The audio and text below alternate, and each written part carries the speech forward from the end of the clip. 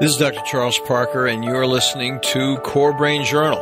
It's the place where I connect both fresh discoveries and interesting different perspectives from advanced mind science with the realities of real people and everyday life down on Main Street. Well, welcome aboard, folks. Dr. Charles Parker here one more time at Core Brain Journal. And, you know, we have some very, very interesting guests. I say this almost every time because I'm so excited about the opportunity to talk to great people that we talk to. And today's guest is a person who is really proficient, deep into East Asian medicine and how it actually works with some of the things we've been struggling with here at Core Brain Journal for the years. We're almost 2 years out now in these programs at Core Brain Journal. And so we're welcoming Dr. Laura Varga. Welcome, Laura. Thank you, Chuck. So we're looking forward to talking to you in just a moment. We're going to first of all talk a little bit about our sponsors, and then we'll go on and introduce you formally.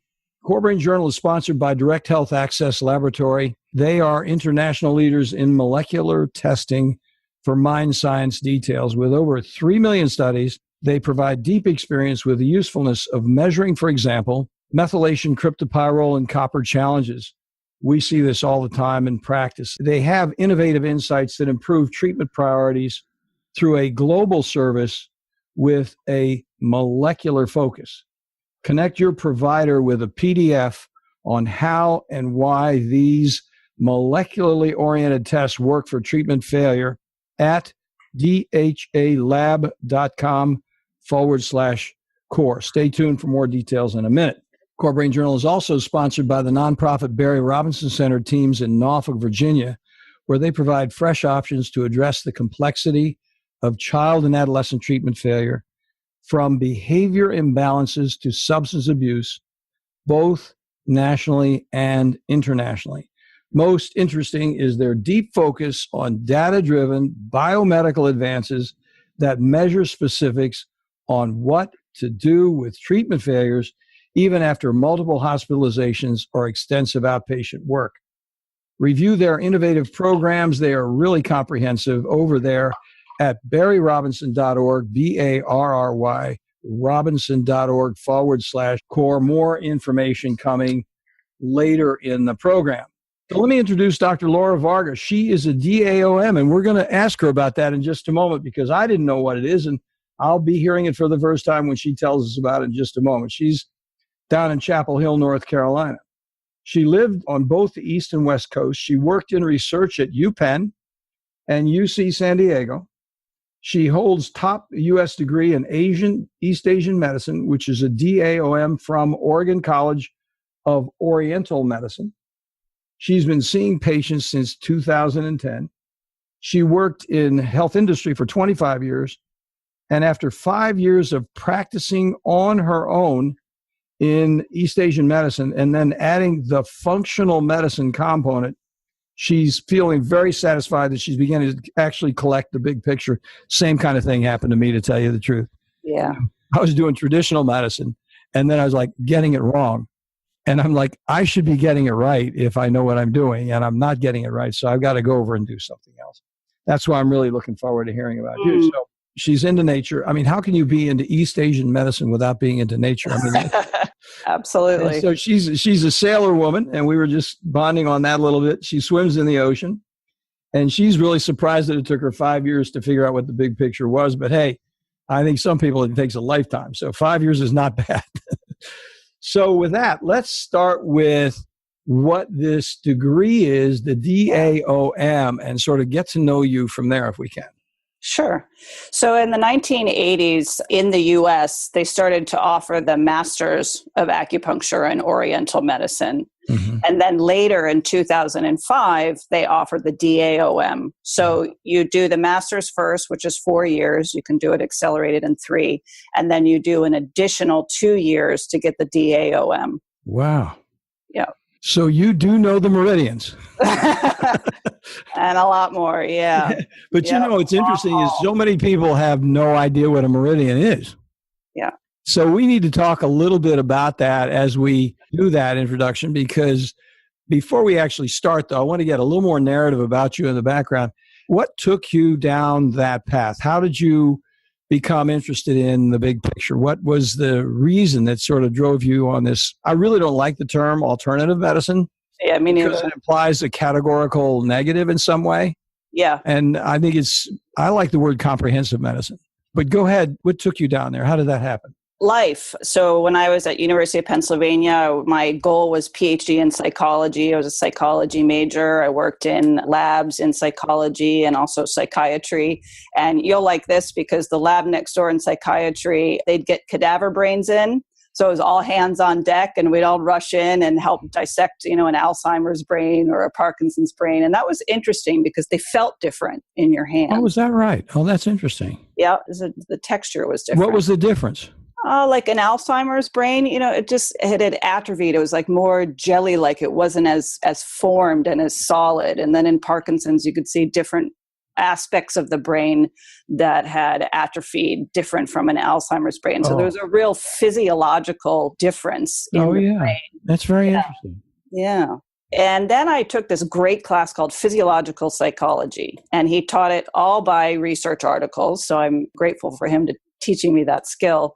But it was fascinating to me at the level of the physiology that we would feel thirst, that we would feel hunger, right? And then later I took biological basis of behavior classes, the same thing, looking at neurons in terms of emotions and how we're feeling things. So I started to think, all right, maybe an MD. And I moved out to San Diego, California, and I worked in clinical research at UCSD, psychiatry. Those were the days when Zoloft was coming out and Paxil, gastroenterology, pulmonary medicine, and volunteered with a pediatrician. So I had this like real interest going. And then I started being treated by an East Asian medicine physician for allergies and asthma that I had since I was 6 years old. And it was successfully treated. So the environment of San Diego was influencing me because there's a lot more Asian medicine over there. Then I started studying things like shiatsu and, reading a lot more about nutrition. I had these two interests that were forming at the same time. And then when the DAOM came out in 2005, it just was serendipitous. I saw it and I went, oh, that, I would be interested to do that. And it's a great fit for me. Yeah. Well, that's interesting because Stephen Stahl is so influential out there.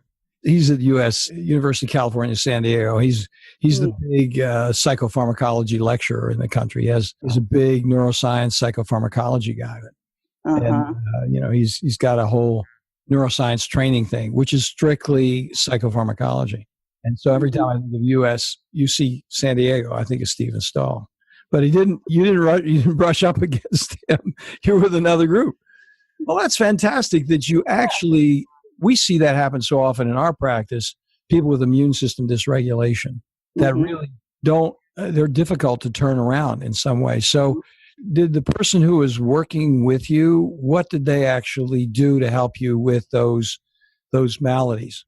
So they used the normal treatments that are available in East Asian medicine, talked about what kind of food I was eating, used acupuncture and herbal medicine. And I was consistent with that. And then I remember going for a bike ride one day and I had forgotten to take my inhaler and I realized, oh, I'm not wheezing. My chest isn't closing in on itself. And I kind of was nervous and that's where it went. So that is amazing. That's fantastic. Yeah. So then what do you have an area of specialization? What would you say? Probably the wrong thing to ask, but you smiled. For the folks who are listeners, they wouldn't know that you smiled at that question.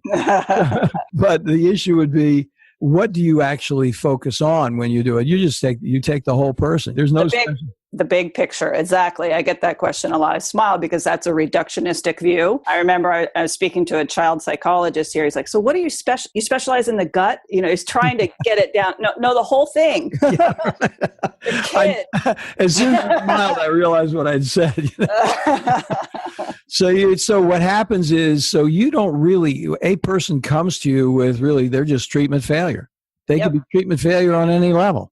Yep. And so you live now in Chapel Hill. Correct. Yep. And so then when you came back over here to the East Coast, and Chapel Hill's got they have a very enthusiastic group down there. People who are, there's the traditional group, but it would seem to me there's some people who are over on the functional medicine side down there.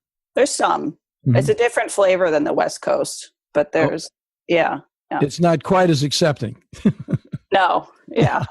Yeah. That is the East Coast. That's true. Yep.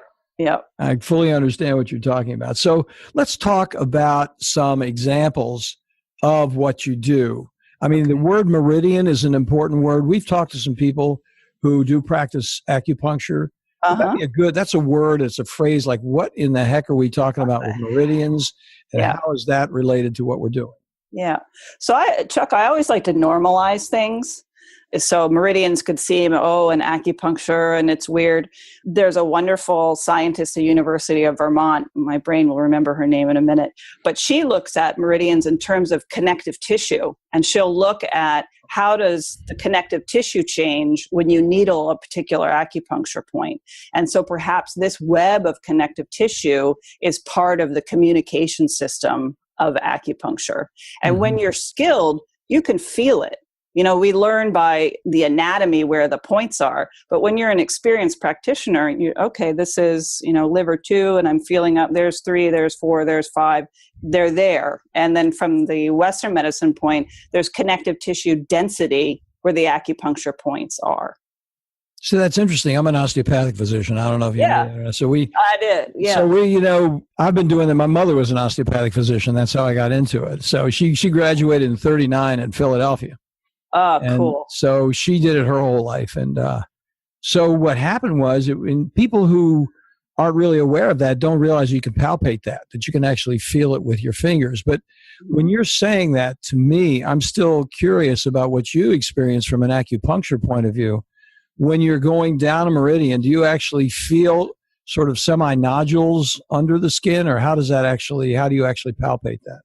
I think it's more subtle than that. It's not an obvious, boom, there's this obvious thing. It's more, it just is. It's more subtle. And then I will use palpation, and my brain might say, use this particular point, but I'll palpate a couple points to make my choice of which one I want to choose. One day when I found out that you were an osteopath, my experience with osteopaths is that you get that connectivity because of how all the bones are all connected. This beautiful web of the nervous system, it's all connected.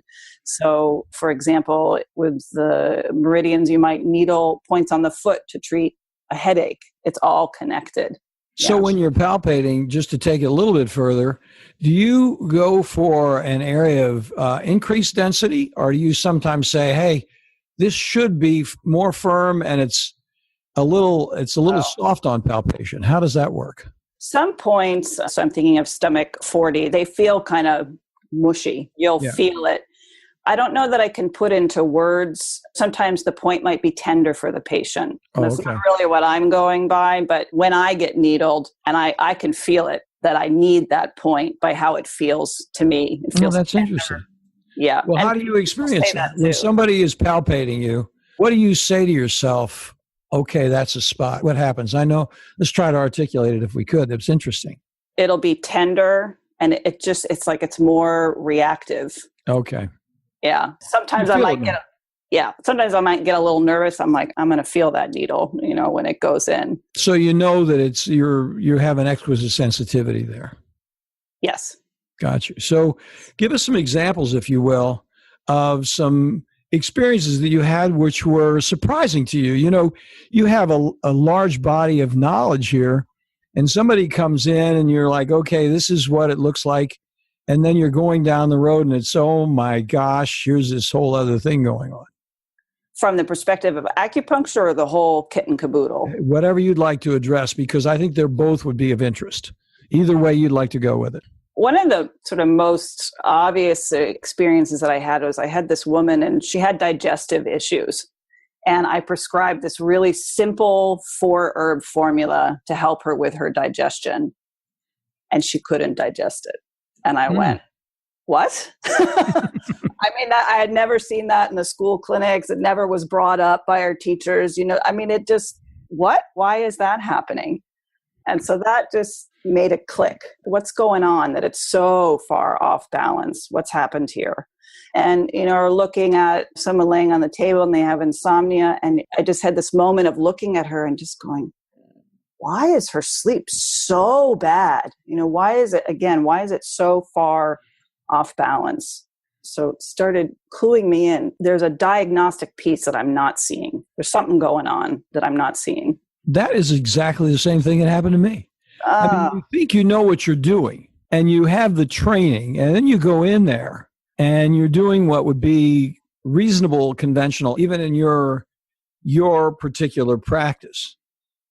And then you have a counterproductive treatment failure experience. Something's not right here. So then what happened with that woman? What did you begin to discover as you went further into that experience? Well, I think really it was functional medicine that clarified that for me, right? Learning about glyphosate from people like Dr. Zachary Bush, learning about toxins like from Dr. Joseph Pizzorno, who you've had on, learning about nutrient deficiencies from like Dr. William Walsh, listening to Stephanie Seneff, again, with the glyphosate and the conjunction with the heavy metals, and and then seeing the functional medicine tests come back, geez, this woman has a very high level of cadmium.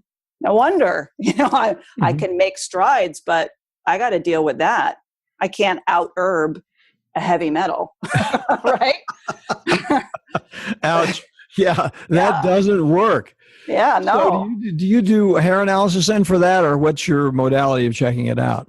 Yes, I like Great Plains Laboratory, and I like to just do a basic, let's look at the heavy metals with the hair. Let's look at the organic toxins, right? Their top screen. Let's look at if someone is very inflamed, let's look at IgG, so I can use that as a treatment measure to take those out to let the inflammation go down. And then either the OAT test or the comprehensive stool analysis to look at the microbiome. And I also ran a mold test on a patient, and it was just incredible what came back. She had 2 markers that were way high up. So again, you're like, wow. That mold thing is so interesting. I went up to see Richie Shoemaker a long time ago, and I've been interested in mold for a long time. And then we've had probably 3 people on talking about mold. And one was Dr. Pratt Hyatt from Great Plains, the guy that runs the mycotoxin portion there. And then we've had 2 other people talk about mycotoxins. And one of them was just published this morning, as a matter of fact. Cool. Yeah, so the whole mycotoxin thing has been very interesting, and it's so revolutionary. I'm not really experienced with it, to tell you the truth. I think one of the things that's interesting is hearing folks like yourself talk about it. It's like, hey, if you get this straight, there's a whole array of additional answers here if we just do the testing. Yeah. So then when you find the cadmium, then what do you do to pull the heavy metals out? What's your favorite way of doing that? Well, I'm always curious. It must be more complex. I don't know if you've had this experience. I'm always trying to read, like, am I doing what I need to be doing? And, so sweating is one of the best ways to get toxins out of the body. So that's the first way. Also, a good organic diet helps just get the gunk out. And then perhaps some nutrient supplements to just also help with that, with the heavy metal detoxification. Yeah, the chelation guys. Yeah. And then to bind them up in the gut so that they go out. So, well, that's interesting. So then when you do that, then the person actually slowly but surely was able to then digest in that. Yes. In that particular, going back to the original presentation. Yeah, well, with her, the cadmium was another woman with fibromyalgia. The mold is someone with Sjogren's disease. That first woman that I saw, I didn't have the knowledge that I do now. So it was a conundrum for me. Now I would go back and I would focus on glyphosate, right? And healing that gut lining. And also, her microbiome was completely out of balance. So working to put that back into balance. Yeah. I mean, isn't it great to have the tool? Totally. Because then you come in and you have a sense of confidence that you've already bumped up against the wall a few times. And so you feel, okay, look, this is just another wall. I'm going to dig in. I'm going to get it. I've got this confidence I'm going to get it. So then do you have a private practice? What is your private practice like? Let's talk about that a little bit. I recently dropped acupuncture to focus more on this really big picture and incorporating the toxins and the gut damage. And a lot of it is consultation and then working step by step. Let's identify what the problem is. Let's run some functional medicine tests to get more of a picture, and then let's work to treat it. And then also to be supportive. Like, so for example, I'm treating a woman who had Lyme's disease when she was 17, right? Got a load of antibiotics and steroids. then was just sick every month, more antibiotics, more steroids.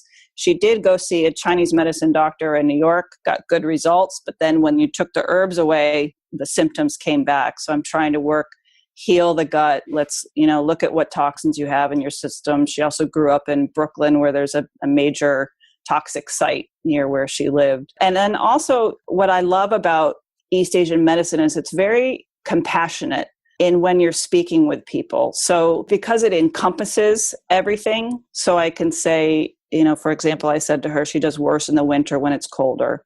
And I would say, well, you have this deficiency, and I would say yang qi shu, which would be warmth. So when we don't have the warmth in the winter, you don't have that nourishment from the environment. So of course you're going to do worse. And then relaxation. Oh, okay. Right. You see how you're connected with everything. It's not like something's wrong with you, or et cetera, et cetera. Yeah. You're kind of speaking in percentages. Here's a little piece of something that we can do something with, as opposed to you're totally blown. Yeah. Like, oh, I'm sick. Oh, and I'm not getting better. Okay. Well, let's look at why. Then let's go back. And so you had this, picture that started and it was influenced by this and influenced by this. And okay. And now we're here. So now how are we going to heal you? How are we going to bring you back into balance? That is so interesting. When you really think about it, the confidence that you have, the feeling of, look, I'm going to get this done, just is very reassuring. It's great. Do you work with people virtually as well? Yes. How do you actually do that? Could you explain that to our guests? Via Skype. So I'll send them my initial consultation sheet and they'll fill it out, bring it back with me. And it's actually been wonderful. I'll do Skype with patients that are local, no drive time. And I've been surprised that there's really been a good connection with my patients, even if they're not in the room with me. So we'll do the initial consultation, and then depending on how sick they are or how much support they need from me, I'll work with them once a week, once every other week, once a month. And I like to work in 3-month segments. So we've got this goal. Where are you at? Let's get some more information. Where do we need to go? And then at the end, where are you? And how much more help do you need from me? I used to not do any structure. Let's see as it goes. I found my patients liked, and it helped me too, to structure it a bit in a 3 months. Let's reevaluate. Let's do. Now, when you say reevaluate, do you retest? Like, for example, what kind of things do you actually retest on? Some of the things you don't need to, for example, like IgG. I don't know where you are with that. I'm just talking about my own experience, but what do you retest on, for example? Toxins. So for example, I have a patient who came to me, wanted to get off his PPI. And then when I started learning, and again, I got him to a certain level. We were down to twice. He only needed it twice a week, but I couldn't move the needle and get him all the way off of it. And then when I started learning about functional medicine, all right, let's take this big look. And he had an episode with testicular cancer. And when you look at his toxin screen, you kind of go, it makes sense that happened. So let's detox. Now that we've done that, let's retest and see where we are. So things like that. I think it would be individualized. Yeah. Yeah, that's interesting. It really is, because I think that's putting that structure in is so relevant. I've been the same way. It's sort of like, okay, we've got it done. I think it's going to work. And when you start, you have the confidence because, okay, this is going to work. And then, okay, well, if I don't really get behind that, I'm not going to find out when it doesn't work, and have a structure so you can really chase it down. And that's very interesting. Now, so we're going to take a quick break here, but what I'm going to do is ask you when we get back, one of the things that's occurring to me, and I think it's true for our audience guests here, is where do you really find the biggest problem with approaching individuals who come in to see you? What would you say would be the theme of, okay, here's a sort of common theme that I really have to kind of prepare myself for when someone's coming to see me? And I'd like to ask you a little bit about that. And maybe parenthetical to that, or somewhat close to it, would be the most difficult person who would come to you. What kind of difficulty would you see? And then what could you do about it? So we'll ask you about those kind of difficulties, because that's where so many people wonder, hey, how would she treat me? What would happen in that situation? Oh, okay. So we'll be back in just a moment, folks. Well, you folks already know that here at Core Brain Journal, we're on a mission to introduce you to resources that make significant contributions to the investigation of those predictable mind science applications. Our colleagues at DHA Lab Group provide a real difference with treatment options for people at every level, from first awareness of mind problems to those frustrating times when even well-informed treatment becomes surprisingly unpredictable. For my entire professional life, from psychoanalysis to brain scans, I've searched for, yes, improved predictability. The good news for all of us, from professionals to patients, remarkably effective research offers useful, cost-effective, organic options far beyond guesswork with psychiatric medications alone. DHA lab tests measure unbalanced biomedical details through easily available testing, now available globally for a variety of molecular answers from, for example, methylation, copper, and cryptopyrrole challenges.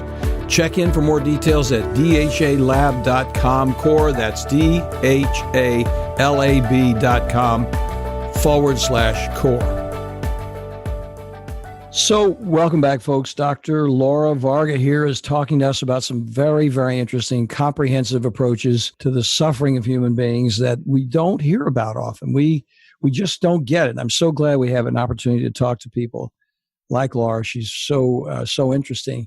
So the difficult question is sort of the larger question is, what do you do with the difficult people who come in from the point of view either with their attitude or they have something that just seems to be intractable on the front end and they've almost given up with themselves? What kind of hints, ideas do you have about something like that? So they feel defeated, that it's hard? Yeah, they feel defeated and they're skeptical and they want to get something to happen. They want some kind of preliminary reassurance before they go down this long path with you. How do you approach something like that? Yeah, I think the treatment part is easier. What I have found to be the hardest and what I wasn't really prepared for when I came out of school is the perceptions of, right, you mentioned alternative medicine and traditional medicine. Mm-hmm. That's the hardest part for me. And I'll have my degrees on the wall, like this was 11 years I spent, studying. I must have learned something, Yeah. And then and what I've also read, and I put some books in the show notes, An American Sickness and The Truth About the Drug Companies, written by MDs, very, very good. So the Western medicine knows everything, and then these kind of alternative guys are, I don't know. That's the hardest thing to step forward from. And I mean, the way that I handle is I just make it normal, and just talk about it and say, this is right now we've been suppressing your symptoms. Maybe you're on Neurontin for pain, but that's not going to shift what's happening. And I like to use big pieces of paper and I'll draw the gut and I'll draw the microbiome and, you've had antibiotics. So the good guys go down, the bad guys go up and release toxins and glyphosate, gut damage, and then the primary immune system, secondary immune system. So just to really lay it out in a picture. And then, I think it takes time in the relationship. But at the get-go, people, and you're in psychiatry, so you'll have an opinion on this. At the get-go, people either get it or not. They're drawn to it. They want to take a step forward. And then they also have to want to get well. That I didn't learn about in schools, a whole psychology around illness. So for me, that's the hardest. In terms of treatment, I like a big puzzle. That's fun for me. I like to look at all the different factors and sit with it and look at it and figure out where we're going. And really in my practice and what I've been seeing and then learning about functional medicine, and this is the piece that surprises me, that took me 5 years to see. We look at the health of the earth. Right. And in East Asian medicine, the human body is a little microcosm of the big macrocosm. And I've started to say to my patients, the bees are sick, the birds are sick, the polar bears are sick, the coral reefs are sick. We're sick too. So to see that interconnectivity and the big picture. That is a very provocative observation. It's very helpful. So much while you're talking, I'm thinking about so much of what we do. I say this overtly to people, that a lot of what I do, and you're just saying this in a different way, but we're saying the same thing, is the person really has to get educated about the process. They come in with a vertical management expectation that you're going to do something. And then what happens is if we do educate them well, they do form a partnership with us. Then we're on the same path together. If they stay in that verticality, if they stay in a passivity and with an expectation they're basically going to be non-cooperative on some level because they really haven't been educated enough to really know how to cooperate effectively. Right. So then what happens is they're distant and I myself wind up chasing on some level, working with them. And of course, as I chase them, then I do educate them. Yeah. Because I know that they don't get it on some level. And then we have to make it palatable and understandable. Yeah. Yeah. I think they have to be in a place where someone told me this, they have to be more uncomfortable than the idea of how uncomfortable it would be to make the changes. So isn't that true? I'm sorry. Yeah, I interrupted you, but that's... Yeah. So for example, I had this woman, she had chronic fatigue, fibromyalgia, bedbound, throwing up every day, not able to hug her children. And I worked with her and, then she was driving her kids around and hugging her kids and doing great. And her friend had Hashimoto's thyroiditis. And I met with her and she just said, oh, well, I don't think I could do the diet changes that she did. And I thought, wow, you're suffering, right? You're not suffering enough. Yeah.